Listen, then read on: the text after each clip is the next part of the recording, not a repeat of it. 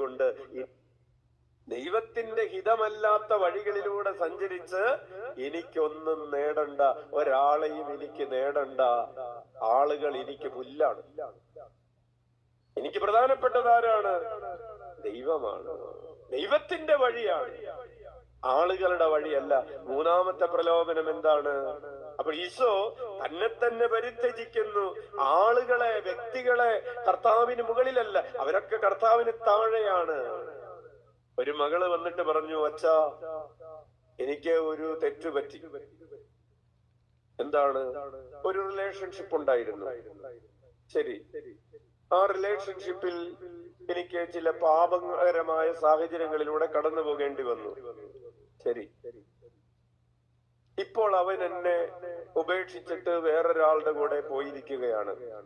ശരി, ഇപ്പോൾ എനിക്ക് വേറൊരു അഫയർ ഉണ്ട്. ശരി, പക്ഷെ എനിക്ക് ആദ്യത്തെ ആള് തിരിച്ചു വരണമെന്നാണ് ആഗ്രഹം.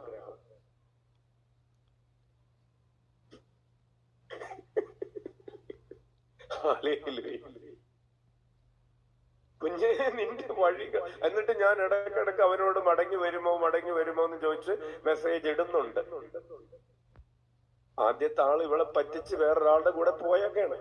എന്നിട്ട് അവൻ മടങ്ങി വരണം, അതോടൊപ്പം വേറൊരാൾ ഇവളെ സബ്സ്റ്റിറ്റ്യൂട്ട് ആയിട്ട് കൊണ്ട് നടക്കുന്നുണ്ട്. പറഞ്ഞു വരുന്നത്, ഈ ആത്മപരിത്യാഗം പിശാച് നിന്നോട് പറയുകയാണ്, നീ ദൈവത്തിന്റെ പദ്ധതികളെ ഒന്നും നോക്കണ്ട, നീ നിന്റെ തന്നെ പദ്ധതികളെ നോക്കി നടക്കുക. മൂന്നാമതായി ലോകത്തിലെ സമ്പത്ത് മുഴുവൻ കാണിച്ചു കൊടുത്തിട്ട് പറഞ്ഞു, നീ എന്നെ ഒന്ന് ആരാധിച്ചാ മതി, ഇത് മുഴുവൻ തരാം.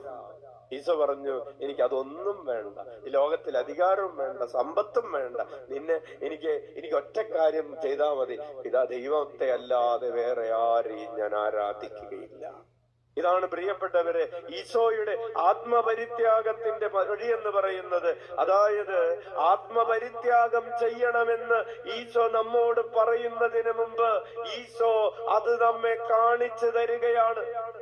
നീ ക്രിസ്തുവിനെ മാതൃകയാക്കിയാൽ മതി ആത്മപരിത്യാഗം ചെയ്യാൻ. നീ ആരെ മാതൃകയാക്കിയാൽ മതി? ഈശോയെ മാതൃകയാക്കിയാൽ മതി. നമ്മൾ ആരെ പോലെയാണ് ആയിക്കൊണ്ടിരിക്കുന്നത്? ഈശോയെ പോലെയാണ്. ആത്മപരിത്യാഗത്തിന്റെ വഴികളിലൂടെ സഞ്ചരിക്കാതെ നമ്മൾ ഈശോയെ പോലെയാവുകയില്ല. കൈയടിച്ച് നന്ദി പറയാൻ. നമ്മൾ ആത്മപരിത്യാഗത്തിന്റെ വഴിയിലൂടെ സഞ്ചരിക്കാതെ ഈശോയെ പോലെ ആവുകയില്ല. കാരണം ഈശോയുടെ ജീവിതം ആദ്യം മുതൽ അവസാനം വരെ ആത്മപരിത്യാഗത്തിന്റെ ജീവിതമാണ്. ഫിലിപ്പിയർ